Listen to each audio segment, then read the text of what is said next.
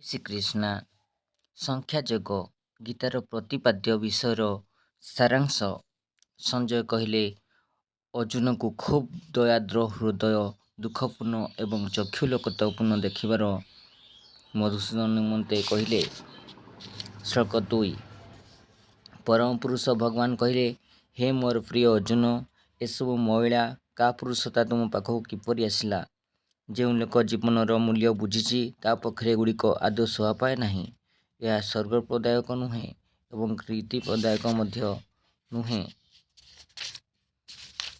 ଶ୍ଲୋକ 3। ହେ ପୃଥାପୁତ୍ର, ଏ ପ୍ରକାର କ୍ଳୀବତାର ବଶବର୍ତ୍ତୀ ହୁଅନ୍ତୁ ନାହିଁ। ଏହା ତୁମ ପକ୍ଷରେ ଶୋଭା ପାଏ ନାହିଁ। ହେ ପରନ୍ତପ, ଏ ପ୍ରକାର ତୁଚ୍ଛ ହୃଦୟ ଦୁର୍ବଳତାକୁ ତ୍ୟାଗ କରି ଯୁଦ୍ଧ ପାଇଁ ଦଣ୍ଡାୟମାନ ହୁଅ। ଶ୍ଲୋକ 4। ଅର୍ଜୁନ କହିଲେ, ହେ ମଧୁସୂଦନ, ମୋର ପୂଜ୍ୟ ଭୀଷ୍ମ ଓ ଦ୍ରୋଣଙ୍କ ପରି ଗୁରୁଜନଙ୍କୁ ଯୁଦ୍ଧରେ ମୁଁ କିପରି ପ୍ରତିଶର ନିକ୍ଷେପ କରିବି? ଶ୍ଲୋକ 5। ମୋର ଯେଉଁମାନେ ଗୁରୁଜନ, ସେମାନଙ୍କୁ ବଧ କରି ଜୀବନ ଉପଭୋଗ କରିବା ଅପେକ୍ଷା ଏ ପୃଥିବୀରେ ଭିକ୍ଷା କରି ବଞ୍ଚିବା ବରଂ ଭଲ। ଯଦିଓ ସେମାନେ ଅର୍ଥକାମୀ, ତଥାପି ସେମାନେ ଗୁରୁଜନ ଅଟନ୍ତି। ଯଦି ସେମାନଙ୍କୁ ବଧ କରାଯାଏ, ତାହେଲେ ଆମ୍ଭେମାନେ ଯାହା ଲାଭ କରିବା ତାହା ରୁଧିର ରଞ୍ଜିତ ହୋଇଯିବ। ଶ୍ଲୋକ 6। ଯୁଦ୍ଧରେ ସେମାନଙ୍କୁ ଜିଣିବା ବା ସେମାନଙ୍କ ଦ୍ୱାରା ବିଜିତ ହେବା କେଉଁଟା ଆମ୍ଭମାନଙ୍କ ପକ୍ଷରେ ଭଲ ଆମେ ଜାଣୁ ନାହିଁ। ଯାହାଙ୍କୁ ହତ୍ୟା କରି ନିଜେ ବଞ୍ଚି ରହିବାକୁ ଆମେ ମଧ୍ୟ ଚାହୁଁ ନାହିଁ, ସେହି ଦୁଷ୍ଟ ରାଷ୍ଟ୍ରଙ୍କର ପୁତ୍ରମାନେ ବର୍ତ୍ତମାନ ଆମ୍ଭମାନଙ୍କ ସମ୍ମୁଖରେ ଏ ଯୁଦ୍ଧକ୍ଷେତ୍ରରେ ଦଣ୍ଡାୟମାନ। ଶ୍ଲୋକ 7। ମୋର କ'ଣ କର୍ତ୍ତବ୍ୟ ତାହା ମୁଁ ଭାବି ସ୍ଥିର କରିପାରୁନାହିଁ। ଦୁର୍ବଳତା ଯୋଗୁଁ ମୁଁ ମୋର ମାନସିକ ଭାରସାମ୍ୟ ହରାଇଛି। ଏ ଅବସ୍ଥାରେ ମୋ ପକ୍ଷରେ କ'ଣ ଶ୍ରେୟସ୍କର ଦୟାକରି ନିଶ୍ଚିତ ରୂପେ ମୋତେ କୁହନ୍ତୁ। ବର୍ତ୍ତମାନ ମୁଁ ଆପଣଙ୍କର ଶିଷ୍ୟ ହେଲି ଏବଂ ଆପଣଙ୍କର ସମ୍ପୂର୍ଣ୍ଣ ଶରଣରେ ଆସିଲି। ଦୟାକରି ମୋତେ ଉପଦେଶ ପ୍ରଦାନ କରନ୍ତୁ। ଶ୍ଲୋକ 8। ଏ ଯେଉଁ ଦୁଃଖ ମୋର ଇନ୍ଦ୍ରିୟମାନଙ୍କୁ ଶୁଷ୍କ କରି ଦେଉଛି, ତାହା ଦୂର କରିବାର କୌଣସି ଉପାୟ ମୁଁ ଦେଖିପାରୁନାହିଁ। ସ୍ୱର୍ଗ ଦେବତାମାନଙ୍କ ପରି ଏକ ଅପ୍ରତିଦ୍ୱନ୍ଦ୍ୱୀ ସାମ୍ରାଜ୍ୟ ଯଦି ମୁଁ ପୃଥିବୀରେ ଲାଭ କରେ, ତଥାପି ମୋର ଏ ଶୋକ ଯେ ଦୂର ହେବ ତାହା ମୁଁ ଦେଖିପାରୁନାହିଁ। ଶ୍ଲୋକ 9। ସଞ୍ଜୟ କହିଲେ, ଏହିପରି ଭାବରେ ଶତ୍ରୁ ଦମନକାରୀ ଅର୍ଜୁନ ଶ୍ରୀକୃଷ୍ଣଙ୍କୁ କହିଲେ, ହେ ଗୋବିନ୍ଦ, ମୁଁ ଯୁଦ୍ଧ କରିବି ନାହିଁ। ଏହା କହି ସେ ନୀରବ ହେଲେ। ଶ୍ଲୋକ 10। ହେ ଭରତ ବଂଶକ ଧୃଷ୍ଟ ରାଷ୍ଟ୍ର, ଉଭୟ ସୈନ୍ୟଙ୍କ ମଧ୍ୟରେ ଦୁଃଖାଭିଭୂତ ଅର୍ଜୁନଙ୍କ ଉଦ୍ଦେଶ୍ୟରେ ଭଗବାନ ଶ୍ରୀକୃଷ୍ଣ ସହାସ୍ୟ ବଦନରେ ନିମ୍ନୋକ୍ତ ବର୍ତ୍ତମାନ କହିଲେ। ଶ୍ଲୋକ 11। ଶ୍ରୀ ଭଗବାନ କହିଲେ, ତୁମେ ପାଣ୍ଡିତ୍ୟପୂର୍ଣ୍ଣ କଥା କହୁଛ, କିନ୍ତୁ ଯେଉଁ ବିଷୟରେ ଶୋକ କରିବାର ନୁହେଁ ସେ ବିଷୟରେ ଶୋକ କରୁଛ। ଯେଉଁମାନେ ପଣ୍ଡିତ, ସେମାନେ କଦାପି ଜୀବନ୍ତ ବା ମୃତ ପାଇଁ ଶୋକ କରନ୍ତି ନାହିଁ। ଶ୍ଲୋକ 12। ଏପରି ସମୟ କେବେ ନଥିଲା ଯେତେବେଳେ ମୁଁ ନଥିଲି, କିମ୍ବା ତୁମେ ନଥିଲ, କିମ୍ବା ଏ ରାଜାମାନେ ନଥିଲେ।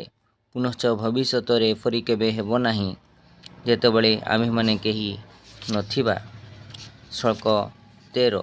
ଯେପରି ଦେହୀ ଏ ଦେହରେ ବରାବର ବାଲ୍ୟାବସ୍ଥାରୁ ଯୌବନାବସ୍ଥା ଓ ଯୌବନାବସ୍ଥାରୁ ବୃଦ୍ଧାବସ୍ଥା ପ୍ରାପ୍ତ ହୁଏ, ସେହିପରି ମୃତ୍ୟୁରେ ସେ ଅନ୍ୟ ଏକ ଶରୀର ପ୍ରାପ୍ତ ହୁଏ। ଧୀର ଏ ପ୍ରକାର ପରିବର୍ତ୍ତନରେ ଆଦୌ ମୁହ୍ୟମାନ ହୁଏ ନାହିଁ। ଶ୍ଲୋକ 14। ହେ କୁନ୍ତୀପୁତ୍ର, ସୁଖ ଦୁଃଖର ଅସ୍ଥାୟୀ ଆବିର୍ଭାବ ଏବଂ କାଳକ୍ରମେ ସେମାନଙ୍କର ତିରୋଭାବ ଶୀତ ଓ ଗ୍ରୀଷ୍ମ ଋତୁ ଭଳି ଆସେ ଓ ଯାଏ। ହେ ଭରତ ବଂଶଜ, ସେମାନେ ଇନ୍ଦ୍ରିୟ ଭୋଗରୁ ଜାତ ହୁଅନ୍ତି ଏବଂ ବ୍ୟକ୍ତି ସେଥିରେ ବିଚଳିତ ନ ହୋଇ ସେଗୁଡ଼ିକୁ ସହିଯିବାକୁ ଅଭ୍ୟାସ କରିବା ଉଚିତ। ଶ୍ଲୋକ 15। ହେ ପୁରୁଷ ଶ୍ରେଷ୍ଠ, ଯେଉଁ ବ୍ୟକ୍ତି ସୁଖ ଦୁଃଖରେ ବ୍ୟଥିତ ହୁଏ ନାହିଁ ଏବଂ ଉଭୟ ପ୍ରକାର ଅବସ୍ଥାରେ ସମାପନ୍ନ ଭାବ ହୋଇରେ, ସେ ନିଶ୍ଚିତ ଭାବରେ ମୁକ୍ତି ପାଇବା ନିମିତ୍ତ ଉପଯୁକ୍ତ ଅଟେ। ଶ୍ଲୋକ 16। ଯେଉଁମାନେ ତତ୍ତ୍ୱଦର୍ଶୀ ସେମାନେ ଏହି ସିଦ୍ଧାନ୍ତ ଦେଇଥାନ୍ତି ଯେ ଅସତ୍ର ଶାଶ୍ୱତତା ନାହିଁ ଏବଂ ସତ୍ର ଅଭାବ ନାହିଁ, ଅର୍ଥାତ୍ ସତ୍ ହିଁ ଶାଶ୍ୱତ ଭାବେ ବିଦ୍ୟମାନ। ତତ୍ତ୍ୱଦର୍ଶୀ ପଣ୍ଡିତଗଣ ଉଭୟର ପ୍ରକୃତିକୁ ଅନୁଧ୍ୟାନ କରି ଏ ସିଦ୍ଧାନ୍ତ ଦେଇଛନ୍ତି। ଶ୍ଲୋକ 17। ଏ କଥା ଜାଣି ରଖ ଯେ ଯାହା ଏ ସମଗ୍ର ଶରୀରରେ ପରିବ୍ୟାପ୍ତ ହୋଇଛି ତାହା ଅବିନାଶୀ ଅଟେ ଅବିନାଶୀ ଆତ୍ମାଙ୍କୁ ବିନାଶ କରିବାକୁ କେହି ସକ୍ଷମ ନୁହନ୍ତି। ଶ୍ଲୋକ 18 ଅବିନାଶୀ ଅକଳନୀୟ ଏବଂ ସନାତନ ଆତ୍ମାର ଏ ଜଡ଼ ଶରୀର କେବଳ ବିନାଶଶୀଳ ଅଟେ। ତେଣୁ ହେ ଭରତ ବଂଶଜ ତୁମେ ଯୁଦ୍ଧ କର। ଶ୍ଲୋକ 19 ଯେ ଏପରି ଭାବେ ଯେ ଜୀବାତ୍ମା ହତ୍ୟାକାରୀ କିମ୍ବା ସେ ହତ ହେଉଅଛି ସେ କିଛି ଜାଣେ ନାହିଁ। ଯାହାର ଜ୍ଞାନ ଅଛି ସେ କଥା ଜାଣେ ଯେ ଆତ୍ମା ମରେ ନାହିଁ କି ମରେ ନାହିଁ। ଶ୍ଲୋକ 20 ଆତ୍ମାର ଜନ୍ମ ନାହିଁ ବା ମୃତ୍ୟୁ ନାହିଁ। ଏପରି ସମୟ ନଥିଲା ଯେତେବେଳେ ତାହା ନଥିଲା, ପୁଣି ଏପରି ସମୟ ହେବ ନାହିଁ ଯେତେବେଳେ ତାହା ନଥିବ। ତାହା ଅଜ ଶାଶ୍ୱତ ସର୍ବଦା ବିଦ୍ୟମାନ ଅମର ଏବଂ ପୁରାତନ ଅଟେ। ଶରୀରର ମୃତ୍ୟୁରେ ତାହାର ମୃତ୍ୟୁ ହୁଏ ନାହିଁ। ଶ୍ଲୋକ 21 ହେ ପାର୍ଥ, ଯେଉଁ ବ୍ୟକ୍ତି ଜାଣେ ଯେ ଆତ୍ମା ଅବିନାଶୀ ଅଜ ଶାଶ୍ୱତ ଏବଂ ଅବ୍ୟୟ ଅଟେ, ସେ କିପରି ଅନ୍ୟକୁ ମାରିପାରିବ କିମ୍ବା ଅନ୍ୟର ମୃତ୍ୟୁର କାରଣ ହେବ। ଶ୍ଲୋକ 22 ଯେପରି ବ୍ୟକ୍ତି ପୁରାତନ ପୋଷାକ ତ୍ୟାଗ କରି ନୂତନ ପୋଷାକ ପରିଧାନ କରେ, ଠିକ୍ ସେହିପରି ଆତ୍ମା ପୁରାତନ ଓ ଅଦରକାରୀ ଶରୀରକୁ ତ୍ୟାଗ କରି ନୂତନ ଭୌତିକ ଶରୀର ଗ୍ରହଣ କରେ। ଶ୍ଲୋକ 23 ଆତ୍ମାକୁ କୌଣସି ଅସ୍ତ୍ରଶସ୍ତ୍ର କାଟିପାରିବ ନାହିଁ, ଅଗ୍ନି ପୋଡ଼ିପାରିବ ନାହିଁ, ଜଳ ବୁଡ଼ାଇ ପାରିବ ନାହିଁ କିମ୍ବା ବାୟୁ ଶୁଷ୍କ କରିପାରିବ ନାହିଁ। ଶ୍ଲୋକ 24 ଏହି ଆତ୍ମା ଅଚ୍ଛେଦ୍ୟ ଏବଂ ଅକ୍ଳେଦ୍ୟ ଅଟେ। ଏହାକୁ ଖଣ୍ଡ ଖଣ୍ଡ କରି କଟାଯାଇ ପାରିବ ନାହିଁ କିମ୍ବା ପାଣିରେ ବୁଡ଼ାଇ ଦିଆଯାଇପାରିବ ନାହିଁ ଏବଂ ଏହାକୁ ପୋଡ଼ି ଦିଆଯାଇପାରିବ ନାହିଁ କିମ୍ବା ଶୁଷ୍କ କରି ଦିଆଯାଇପାରିବ ନାହିଁ। ଏହା ଚିରନ୍ତନ, ସର୍ବବ୍ୟାପକ, ଅପରିବର୍ତ୍ତିତ, ସ୍ଥାଣୁ ଏବଂ ଶାଶ୍ୱତ ଭାବେ ଏକ ପ୍ରକାର ଅଟେ। ଶ୍ଲୋକ 25 କୁହାଯାଇଛି ଯେ ଆତ୍ମା ଅବ୍ୟକ୍ତ, ଅଚିନ୍ତ୍ୟ, ଅପରିବର୍ତ୍ତନୀୟ ଏବଂ ଅଚଳ ବା ସ୍ଥିର ଅଟେ। ଏକଥା ଜାଣି ତୁମେ ଏ ଶରୀର ପାଇଁ ଦୁଃଖ କରିବା ଉଚିତ ନୁହେଁ। ଶ୍ଲୋକ 26 ହେ ମହାପରାକ୍ରମଶାଳୀ, ଯଦି ତୁମେ ଭାବ ଯେ ଆତ୍ମା ବରାବର ଜନ୍ମ ହେଉଛି ଓ ମରୁଛି, ତଥାପି ତୁମର ଦୁଃଖର କାରଣ କିଛି ନାହିଁ। ଶ୍ଲୋକ 27 ଯେ ଜନ୍ମ ଦେଇଛି ତାର ମୃତ୍ୟୁ ସୁନିଶ୍ଚିତ ଏବଂ ଯେ ମୃତ୍ୟୁ ଲାଭ କରିଛି ତାର ଜନ୍ମ ନିଶ୍ଚିତ। ତେଣୁ ଏହା ଯେତେବେଳେ ଅପରିହାର୍ଯ୍ୟ, କର୍ତ୍ତବ୍ୟ ସମ୍ପାଦନରେ ପଛେଇବା ଉଚିତ ନୁହେଁ କି ଦୁଃଖ ପ୍ରକାଶ କରିବା ଉଚିତ ନୁହେଁ। ଶ୍ଲୋକ 28 ସମସ୍ତ ସୃଷ୍ଟ ଜୀବ ଆରମ୍ଭରେ ଅପ୍ରକାଶିତ ଅବସ୍ଥାରେ ଥାଆନ୍ତି, ମଧ୍ୟଭାଗରେ ପ୍ରକାଶିତ ହୁଅନ୍ତି ଏବଂ ଯେତେବେଳେ ସେମାନେ ଧ୍ୱଂସ ହୁଅନ୍ତି ସେତେବେଳେ ପୁଣି ଅପ୍ରକଟ ହୋଇଯାଆନ୍ତି। ତେଣୁ ଏଥିରେ ଦୁଃଖ କରିବାର କ'ଣ ଅଛି। ଶ୍ଲୋକ 29 କେତେକ ଏହି ଆତ୍ମାକୁ ଆଶ୍ଚର୍ଯ୍ୟ ହୋଇ ଦେଖନ୍ତି, କେତେକ ଆଶ୍ଚର୍ଯ୍ୟ ଭାବରେ ବର୍ଣ୍ଣନା କରନ୍ତି ଏବଂ କେତେକ ଯେ ସମ୍ପର୍କରେ ଆଶ୍ଚର୍ଯ୍ୟ ହୋଇ ଶୁଣନ୍ତି, ଅନ୍ୟମାନେ ଏ ସମ୍ବନ୍ଧରେ ଶୁଣି ସୁଦ୍ଧା କିଛି ବୁଝିପାରନ୍ତି ନାହିଁ। ଶ୍ଲୋକ 30 ହେ ଭରତ ବଂଶଜ, ଏ ଶରୀର ମଧ୍ୟରେ ଯେ ବାସ କରୁଛି ନିତ୍ୟ ବା ସନାତନ ଅଟେ ଏବଂ ତାକୁ କଦାପି ବଦ୍ଧ କରାଯାଇପାରିବ ନାହିଁ। ତେଣୁ ତୁମେ କାହାରି ପାଇଁ ଦୁଃଖ କରିବା ଆବଶ୍ୟକ ନାହିଁ। ଶ୍ଲୋକ 31 କ୍ଷତ୍ରିୟ ହିସାବରେ ତୁମର କର୍ତ୍ତବ୍ୟ କଥା ବିଚାର କଲେ ତୁମକୁ ଏହା ଜାଣି ରଖିବାକୁ ହେବ ଯେ ଧର୍ମ ଯୁଦ୍ଧରେ ଅଂଶଗ୍ରହଣ କରିବା ଅପେକ୍ଷା ତୁମ ପକ୍ଷରେ ଆଉ ମଙ୍ଗଳକର କାର୍ଯ୍ୟ କିଛି ନାହିଁ ଏବଂ ସେଇଥିପାଇଁ ଏଥିରେ ଦ୍ୱିଧାବୋଧ କରିବାର ଆବଶ୍ୟକ ନାହିଁ। ଶ୍ଲୋକ 32 ହେ ପାର୍ଥ, ଯେଉଁ କ୍ଷତ୍ରିୟମାନେ ଏ ପ୍ରକାର ଧର୍ମଯୁଦ୍ଧର ସୁବିଧା ପାଆନ୍ତି, ଅର୍ଥାତ୍ ଆପେ ଆପେ ସେମାନଙ୍କ ପାଖରେ ଆସି ଏ ଯୁଦ୍ଧ ଉପସ୍ଥିତ ହୁଏ ଏବଂ ସେମାନଙ୍କ ପାଇଁ ସ୍ୱର୍ଗର ଦ୍ୱାର ଉନ୍ମୁକ୍ତ କରିଦିଏ, ସେମାନେ ଅତ୍ୟନ୍ତ ସୁଖୀ ଅଟନ୍ତି। ଶ୍ଲୋକ 33 ଯଦି ତୁମେ ଏ ଧର୍ମ ଯୁଦ୍ଧରେ ଯୁଦ୍ଧ ନ କର, ତାହେଲେ ତୁମେ ନିଶ୍ଚୟ କର୍ତ୍ତବ୍ୟରେ ଅବହେଳା ପ୍ରଦର୍ଶନ ଯୋଗୁଁ ପାପ ହିଁ ଅର୍ଜନ କରିବ ଏବଂ ଏତଦ୍ଦ୍ୱାରା ତୁମର ଯୋଦ୍ଧା ହିସାବରେ ଯେଉଁ ଖ୍ୟାତି ଅଛି ସେତକ ତୁମେ ହରାଇବ। ଶ୍ଲୋକ 34 ଲୋକମାନେ ବରାବର ତୁମର କଳଙ୍କ ରଚନା କରିବେ। ଯେଉଁ ଲୋକ ବରାବର ସମ୍ମାନ ଲାଭ କରିଆସିଛି ତା ପାଖରେ ଅପଯଶ ବା ନିନ୍ଦା ମରଣରୁ ବଳି ପଡ଼ିବ। ଶ୍ଲୋକ 35 ଯେଉଁ ମହାରଥୀମାନେ ତୁମର ନାଶ, ଯଶ, ସୁନାମ ଆଦି ଶ୍ରବଣ କରି ତୁମକୁ ଖୁବ୍ ଉଚ୍ଚ ଆସନ ଦେଇଛନ୍ତି, ସେମାନେ ବର୍ତ୍ତମାନ ତୁମର ରଣକ୍ଷେତ୍ର ତ୍ୟାଗ କରିବାରେ ଭାବିବେ ଯେ ତୁମେ ଭୟରେ ଏପରି କରୁଛ ଏବଂ ସେମାନେ ତୁମକୁ ଏକ ଭୀରୁ ବୋଲି କହିବେ। ଶ୍ଳୋକ 37। ତୁମର ଶତ୍ରୁମାନେ ତୁମ ବିଷୟରେ ଅନେକ କଟୁକଥା କହିବେ ଏବଂ ତୁମର ଶକ୍ତିକୁ ନିନ୍ଦା କରିବେ। ଏହାଠାରୁ ବଳି ଆଉ ଦୁଃଖ କ'ଣ ଅଛି? ଶ୍ଳୋକ 37। ହେ କୁନ୍ତିପୁତ୍ର, ଯଦି ତୁମେ ଯୁଦ୍ଧକ୍ଷେତ୍ରରେ ମୃତ୍ୟୁବରଣ କର ତାହେଲେ ସ୍ୱର୍ଗ ଲାଭ କରିବ, କିମ୍ବା ଯଦି ତୁମେ ବିଜୟ ହାସଲ କର ତାହେଲେ ଭୌତିକ ସାମ୍ରାଜ୍ୟ ଲାଭ କରିବ। ତେଣୁ ଉଠ ଏବଂ ଯୁଦ୍ଧ କରିବା ନିମିତ୍ତ କୃତ ନିଶ୍ଚୟ ହୁଅ। ଶ୍ଳୋକ 38। ସୁଖ ଦୁଃଖ, ଲାଭ କ୍ଷତି କିମ୍ବା ଜୟ ପରାଜୟ ଏସବୁ କିଛି ବିଚାର ନ କରି କେବଳ ଯୁଦ୍ଧାର୍ଥେ ଯୁଦ୍ଧ କର ଏବଂ ଏପରି ଯୁଦ୍ଧ କଲେ ତୁମେ କେବେ ହେଲେ ପାପ ଆଚରଣ କରିବ ନାହିଁ। ଶ୍ଳୋକ 39। ମୁଁ ଏ ପର୍ଯ୍ୟନ୍ତ ତୁମକୁ ସଂଖ୍ୟା ଦର୍ଶନ କଥା କହିଲି, ବର୍ତ୍ତମାନ ଯୋଗ କଥା ଶୁଣ। ତଦ୍ୱାରା ବ୍ୟକ୍ତି ଫଳର ଆଶା ନ ରଖି କର୍ମ କରେ। ହେ ପୃଥାପୁତ୍ର, ତୁମେ ଯେତେବେଳେ ଏ ବୁଦ୍ଧିର ବଶବର୍ତ୍ତୀ ହୋଇ କର୍ମ କରିବ ସେତେବେଳେ ତୁମେ କର୍ମବନ୍ଧନରୁ ମୁକ୍ତ ହୋଇଯିବ। ଶ୍ଳୋକ 40। ଏହି ପ୍ରଚେଷ୍ଟାରେ କିଛି ନଷ୍ଟ ହୁଏ ନାହିଁ ବା କୌଣସି ହାନି ନାହିଁ ଏବଂ ଏହି ମାର୍ଗରେ ଅଳ୍ପ କିଛି ଅଗ୍ରଗତି ହେଲେ ବ୍ୟକ୍ତି ଅତି ବିପଜ୍ଜନକ ଅବସ୍ଥାରୁ ରକ୍ଷା ପାଇପାରେ। ଶ୍ଳୋକ 41। ଯେଉଁମାନେ ଏହି ମାର୍ଗର ପଥିକ ସେମାନେ ଦୃଢ଼ ନିଶ୍ଚିତ ଏବଂ ସେମାନଙ୍କର ଲକ୍ଷ୍ୟ ହେଉଛି ଏହା ଯେ କୁରୁବଂଶର ପ୍ରିୟ ସନ୍ତାନ। ଯେଉଁମାନେ ଦୃଢ଼ ନିଶ୍ଚିତ ନୁହନ୍ତି ସେମାନଙ୍କର ବୁଦ୍ଧି ଅନେକ ଶାଖା ପ୍ରଶାଖାରେ ବିସ୍ତୃତ। ଶ୍ଳୋକ 42 ଓ 43। ବେଦର ଅତି ମଧୁର କଥାଗୁଡ଼ିକ ସକାମ କର୍ମୀଗଣଙ୍କୁ ସ୍ୱର୍ଗପ୍ରାପ୍ତ ନିମିତ୍ତ, ଭଲ ଜନ୍ମ ଲାଭ କରିବା ନିମିତ୍ତ ଏବଂ କ୍ଷମତା ଆଦି ଲାଭ କରିବା ନିମିତ୍ତ ପ୍ରଲୋଭନ ଦେଖାଏ। ଯେଉଁମାନେ ଅଳ୍ପ ବୁଦ୍ଧିସମ୍ପନ୍ନ ଲୋକ ସେମାନେ ଏଥିପ୍ରତି ବିଶେଷ ଆକୃଷ୍ଟ ହୋଇପଡ଼ନ୍ତି। ଇନ୍ଦ୍ରିୟ ସୁଖ ଓ ଐଶ୍ୱର୍ଯ୍ୟପୂର୍ଣ୍ଣ ଜୀବନଯାପନ କାମନାର ବଶବର୍ତ୍ତୀ ହୋଇ ସେମାନେ କହନ୍ତି ଯେ ଏହା ଛଡ଼ା ଆଉ ଅଧିକ କିଛି ନାହିଁ। ଶ୍ଳୋକ 44। ଯେଉଁମାନେ ଇନ୍ଦ୍ରିୟ ସୁଖ ଏବଂ ଭୌତିକ ଐଶ୍ୱର୍ଯ୍ୟ ପ୍ରତି ଅତ୍ୟନ୍ତ ଆସକ୍ତ ଏବଂ ଯେଉଁମାନେ ଏ ପ୍ରକାର ବିଷୟବସ୍ତୁରେ ବିଚଳିତ ସେମାନଙ୍କ ମନରେ ଭଗବତ୍ ସେବା ନିମିତ୍ତ ଦୃଢ଼ ନିଶ୍ଚୟତା ଦେଖାଦିଏ ନାହିଁ। ଶ୍ଳୋକ 45। ସାଧାରଣତଃ ବେଦ ଭୂତ ପ୍ରକୃତିର ତ୍ରିଗୁଣ ସମ୍ବନ୍ଧରେ ରହିଥାଏ। ହେ ଅର୍ଜୁନ, ଏହି ତ୍ରିଗୁଣର ঊର୍ଦ୍ଧ୍ୱକୁ ଯାଅ, ଏମାନଙ୍କୁ ଅତିକ୍ରମ କରି ତଦୂର୍ଦ୍ଧ୍ୱରେ ଅବସ୍ଥାନ କର। ସମସ୍ତ ପ୍ରକାର ଦ୍ୱନ୍ଦ୍ୱ ଭାବ ବା ହେତଭାବ ଏବଂ ଲାଭ ଓ ନିରାପତ୍ତା ଆଦି ସମ୍ବନ୍ଧୀୟ ସମସ୍ତ ପ୍ରକାର ଉଦ୍ବିଗ୍ନତାରୁ ମୁକ୍ତ ହୁଅ ଏବଂ ଆତ୍ମାରେ ଅବସ୍ଥାନ କର। ଶ୍ଳୋକ 46।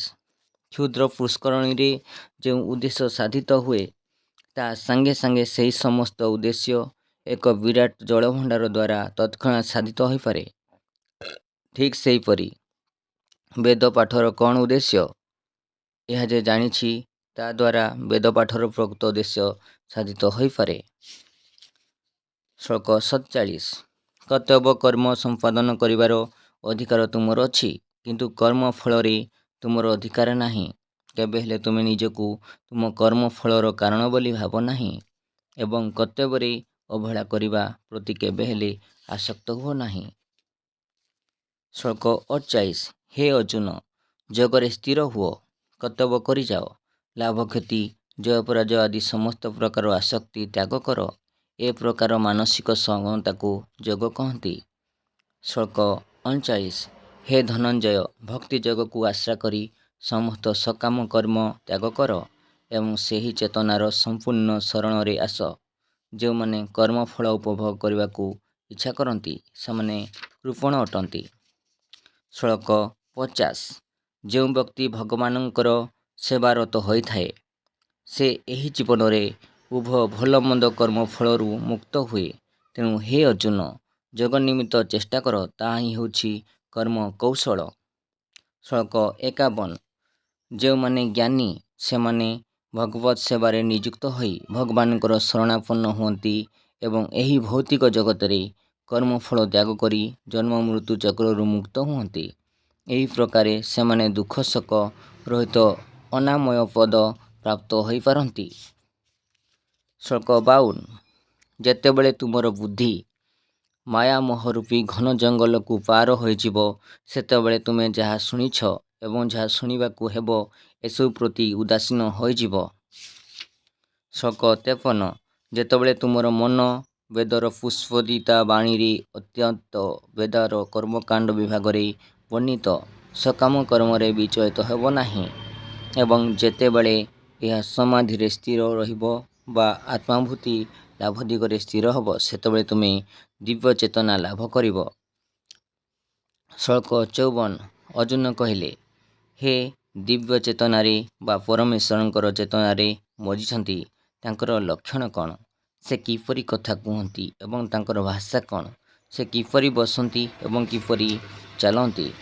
ଶ୍ଳୋକ 55 ଶ୍ରୀ ଭଗବାନ କହିଲେ, ହେ ପାର୍ଥ, ଯେତେବେଳେ ବ୍ୟକ୍ତି ମାନସିକ କଳ୍ପନାରୁ ସମ୍ଭୂତ ସମସ୍ତ ପ୍ରକାର ଇନ୍ଦ୍ରିୟ ଭୋଗ ଲାଳସା ତ୍ୟାଗ କରେ ଏବଂ ଯେତେବେଳେ ତାର ମନ ଆତ୍ମସ୍ଥିତିରେ ଆନନ୍ଦ ଲାଭ କରେ ସେତେବେଳେ ତାର ଆତ୍ମା ଶୁଦ୍ଧ ଦିବ୍ୟ ଚେତନାରେ ଅଛି ବୋଲି କୁହାଯାଏ। ଶ୍ଳୋକ 56 ତ୍ରିତାପ ସତ୍ତ୍ୱ ଯେ ବିଚଳିତ ହୁଏ ନାହିଁ, ସୁଖରେ ଯେ ଆନନ୍ଦ ବିଭୋର ହୁଏ ନାହିଁ ଏବଂ ଯେ ଆସକ୍ତି ଭୟ ଏବଂ କ୍ରୋଧରୁ ମୁକ୍ତ ତାଙ୍କୁ ସ୍ଥିତ ଧିବୁନି କୁହାଯାଏ। ଶ୍ଳୋକ 56 ଓ 57 ଯେ ଆସକ୍ତି ରହିତ, ଯେ ଶୁଭ ପ୍ରାପ୍ତି ଆନନ୍ଦିତ ହୁଏ ନାହିଁ କି ଅଶୁଭ ପ୍ରାପ୍ତିରେ ଦୁଃଖିତ ହୁଏ ନାହିଁ, ସେ ଉପଯୁକ୍ତ ଜ୍ଞାନ ହାସଲ କରିଛି ଓ ତହିଁରେ ସ୍ଥିର ଅଛି ବୋଲି ବୁଝିବାକୁ ହେବ। ଶ୍ଳୋକ 58 ଯେପରି କଚ୍ଛପ ତାର ଅଙ୍ଗ ପ୍ରତ୍ୟଙ୍ଗ ଗୁଡ଼ିକୁ ନିଜ ଭିତରକୁ ଟାଣି ନେଇପାରେ, ସେହିପରି ବ୍ୟକ୍ତି ଇନ୍ଦ୍ରିୟ ଭୋଗ୍ୟ ବସ୍ତୁରୁ ଇନ୍ଦ୍ରିୟମାନଙ୍କୁ ଟାଣି ନେଇପାରେ, ସେ ପ୍ରକୃତ ଜ୍ଞାନରେ ସ୍ଥିର ରହିଛି ବୋଲି ବୁଝାଯିବ। ଶ୍ଳୋକ 59 ବିଷୟ ସମୂହରୁ ଇନ୍ଦ୍ରିୟଗଣକୁ ନିବୃତ୍ତ କରିଥିବା ବିରାଗୀ ମନୁଷ୍ୟର ବିଷୟ ନିବୃତ୍ତ ହୋଇଥାଏ ସତ, କିନ୍ତୁ ସେ ରସ ନିବୃତ୍ତ ହୋଇପାରିବ ନାହିଁ। ଏକ ଉନ୍ନତତର ସ୍ୱାଦୁଯୁକ୍ତ ପରମ ତତ୍ତ୍ୱ ଉପଭୋଗ କରିଥାଇ ମଧ୍ୟ ଜୀବ ଇନ୍ଦ୍ରିୟ ସୁଖ ଭୋଗରୁ କ୍ଷାନ୍ତ ହୁଏ ଏବଂ ତଦ୍ୱାରା ସେ ଦିବ୍ୟ ଚେତନାରେ ସ୍ଥିର ହୁଏ। ଶ୍ଳୋକ 60 ହେ ଅର୍ଜୁନ, ଇନ୍ଦ୍ରିୟଗୁଡ଼ିକ ଏତେ ବଳବାନ ଓ ଦୁର୍ଦାନ୍ତ ଯେ ସେମାନେ ଏକ ଜ୍ଞାନୀ ଲୋକର ମନକୁ ମଧ୍ୟ ବଳପୂର୍ବକ ହରଣ କରିନିଅନ୍ତି। ଯେଉଁ ଜ୍ଞାନୀ ଲୋକଙ୍କଠାରେ କାର୍ଯ୍ୟ ନିରୂପଣ କରିବା ଜ୍ଞାନ ପୂର୍ଣ୍ଣ ଭାବରେ ଥାଏ ଏବଂ ଯେ ଇନ୍ଦ୍ରିୟମାନଙ୍କୁ ସଂଯତ କରିବାକୁ ସତତ ଚେଷ୍ଟା କରୁଥାଏ, ତାହାର ମନକୁ ମଧ୍ୟ ଏ ଦୁର୍ଦାନ୍ତ ଇନ୍ଦ୍ରିୟଗଣ ହରଣ କରିନିଅନ୍ତି। ଶ୍ଳୋକ 61 ଯେଉଁ ବ୍ୟକ୍ତି ତାର ଇନ୍ଦ୍ରିୟମାନଙ୍କୁ ସମ୍ପୂର୍ଣ୍ଣ ରୂପେ ବଶୀଭୂତ କରିଛି ଏବଂ ତାର ମନ ବୁଦ୍ଧି ମୋଠାରେ ସ୍ଥିର କରିଛି, ସେ ସ୍ଥିତପ୍ରଜ୍ଞ ଅଟେ। ଶ୍ଳୋକ 62 ବ୍ୟକ୍ତି ଇନ୍ଦ୍ରିୟ ଭୋଗ୍ୟ ବିଷୟବସ୍ତୁକୁ ଚିନ୍ତା କରୁଥିଲା ବେଳେ ସେଗୁଡ଼ିକ ପ୍ରତି ତାର ଆସକ୍ତି ଜାତ ହୁଏ ଏବଂ ଏ ପ୍ରକାର ଆସକ୍ତିରୁ କାମ ଜାତ ହୁଏ ଏବଂ କାମନାରୁ କ୍ରୋଧ ଜାତ ହୋଇଥାଏ। ଶ୍ଳୋକ 63 କ୍ରୋଧରୁ ମୋହ ଜାତ ହୁଏ ଏବଂ ମୋହରୁ ସ୍ମୃତି ବିଭ୍ରମ ହୁଏ। ସ୍ମୃତି ବିଭ୍ରମ ହେଲେ ବୁଦ୍ଧି ବିନାଶ ହୁଏ ଏବଂ ଯେତେବେଳେ ବୁଦ୍ଧି ନଷ୍ଟ ହୋଇଯାଏ ସେତେବେଳେ ବ୍ୟକ୍ତି ପୁନର୍ବାର ଭୌତିକ ସଂସାରାପନ୍ନ ଭାବରେ ପତିତ ହୁଏ। ଶ୍ଳୋକ 64 ଯେ ନିୟନ୍ତ୍ରିତ ସ୍ୱାଧୀନତା ବିଧି ଅନୁସରଣ ପୂର୍ବକ ଇନ୍ଦ୍ରିୟମାନଙ୍କୁ ଆୟତ୍ତ କରିପାରେ, ସେ ଭଗବାନଙ୍କର ପୂର୍ଣ୍ଣ କୃପା ଲାଭ କରିପାରେ ଏବଂ ଏହିପରି ଭାବରେ ସେ ସମସ୍ତ ପ୍ରକାର ରାଗ ଦୋଷରୁ ମୁକ୍ତ ହୋଇପାରେ। ଶ୍ଳୋକ 65 ଯେ ଏ ପ୍ରକାର ଦିବ୍ୟ ଚେତନାରେ ଅଛି, ତାର ଆଉ ଭୌତିକ ସ୍ଥିତି ଜନିତ ତ୍ରିତାପ ନଥାଏ। ଏ ପ୍ରକାର ପରିତୃପ୍ତ ଅବସ୍ଥାରେ ଯେ ରହେ, ତାର ବୁଦ୍ଧି ଖୁବ୍ ଶୀଘ୍ର ସ୍ଥିର ହୋଇଯାଏ। ଶ୍ଳୋକ 66 ଯେ ଦିବ୍ୟ ଚେତନାରେ ଅବସ୍ଥିତ ନାହିଁ, ତାର ମନ ସ୍ଥିର ନୁହେଁ କି ବୁଦ୍ଧି ସ୍ଥିର ନୁହେଁ। ମନ ଓ ବୁଦ୍ଧି ସ୍ଥିର ନ ହେଲେ ଶାନ୍ତି ଲାଭର ସମ୍ଭାବନା ନାହିଁ। ଶାନ୍ତି ନଥିଲେ ସୁଖ କିପରି ବା ମିଳିବ? ଶ୍ଳୋକ 67 ଯେପରି ଖୁବ୍ ପ୍ରବଳ ବେଗରେ ବହୁଥିବା ବାୟୁ ଜଳରେ ଥିବା ନାବକୁ ଠେଲିନିଏ, ଠିକ୍ ସେହିପରି ଏକମାତ୍ର ଇନ୍ଦ୍ରିୟ, ସେଥିରେ ସଂଯୁକ୍ତ ହୋଇଥିବା ମନ ବିଷୟ ଆଡ଼କୁ ଟାଣି ନେଇ ବ୍ୟକ୍ତିର ବୁଦ୍ଧି ବୃତ୍ତି ହରଣ କରି ନେଇପାରେ। ଶ୍ଳୋକ 68 ତେଣୁ ହେ ମହାବାହୁ, ଯାହାର ଇନ୍ଦ୍ରିୟଗୁଡ଼ିକ ଇନ୍ଦ୍ରିୟଭୋଗ ବିଷୟବସ୍ତୁରୁ ଦୂରେଇ ରହିଛନ୍ତି, ସେ ନିଶ୍ଚିତ ଭାବରେ ସ୍ଥିତପ୍ରଜ୍ଞ ଅଟେ ବୋଲି ବୁଝିବାକୁ ହେବ, ଅର୍ଥାତ୍ ତାହାର ବୁଦ୍ଧି ସ୍ଥିର ହୋଇଛି ବୋଲି ଜାଣିବାକୁ ହେବ। ଶ୍ଳୋକ 69 ଯାହା ସମସ୍ତ ଜୀବଙ୍କ ପକ୍ଷରେ ରାତ୍ର ତାହା ଆତ୍ମଜିତ ବ୍ୟକ୍ତି ପକ୍ଷରେ ଉଜାଗର ରହିବାର ସମୟ ଏବଂ ଯାହା ସମସ୍ତ ଜୀବଙ୍କ ପକ୍ଷରେ ଜାଗ୍ରତ ହେବା ସମୟ, ତାହା ମନନଶୀଳ ମୁନି ପକ୍ଷରେ ରାତ୍ରି ସଦୃଶ୍ୟ ଅଟେ। ଶ୍ଲୋକ 70। ଯେପରି ସମୁଦ୍ର ସର୍ବଦା ଜଳରେ ପରିପୂର୍ଣ୍ଣ ଥାଏ ଏବଂ ସେଥିରେ ଯେତେ ନଦୀ ଆସି ମିଶିଲେ ସୁଦ୍ଧା ସେ ବରାବର ସ୍ଥିର ରହେ, ସେହିପରି ଯେତେ କାମନା ଉଦିତ ହୋଇଥିଲେ ସୁଦ୍ଧା ଯଦି କୌଣସି ବ୍ୟକ୍ତି ସେଥିରେ ବିଚଳିତ ହୁଏ ନାହିଁ, ତାହେଲେ ଏକମାତ୍ର ସେହି ଶାନ୍ତି ପ୍ରାପ୍ତ ହୋଇପାରେ। କିନ୍ତୁ ଯେଉଁ ବ୍ୟକ୍ତି ସର୍ବଦା କାମନା ଚାରିତାର୍ଥରେ ବ୍ୟସ୍ତ, ସେ କଦାପି ଶାନ୍ତି ହୋଇପାରିବ ନାହିଁ। ଶ୍ଲୋକ 71। ଯେଉଁ ବ୍ୟକ୍ତି ସମସ୍ତ ପ୍ରକାର ଇନ୍ଦ୍ରିୟ ଭୋଗ କାମନା ତ୍ୟାଗ କରିଛି, ସେ ନିଷ୍କାମ ଜୀବନ ଯାପନ କରୁଛି। ଯେ ସମସ୍ତ ପ୍ରକାର ମମତ୍ୱ ବୁଦ୍ଧି ଏବଂ ମିଥ୍ୟାହଙ୍କାର ତ୍ୟାଗ କରିଛି, ସେ ହିଁ କେବଳ ପ୍ରକୃତ ଶାନ୍ତି ଲାଭ କରିପାରେ। ଶ୍ଲୋକ 72। ଏହା ହେଉଛି ଦିବ୍ୟ ଜୀବନ। ଏହା ପ୍ରାପ୍ତ ହେଲେ ମାନବ ଆଉ ମହାମୂନ୍ୟ ହୁଏ ନାହିଁ। ଏହି ସ୍ଥିତିରେ ରହିଲେ ଏପରି ଅକାଳରେ ମାନବ ଭଗବାନଙ୍କ ରାଜ୍ୟରେ ପ୍ରବେଶ କରିପାରେ। ଓଁ ଶ୍ରୀକୃଷ୍ଣାୟ ନମଃ।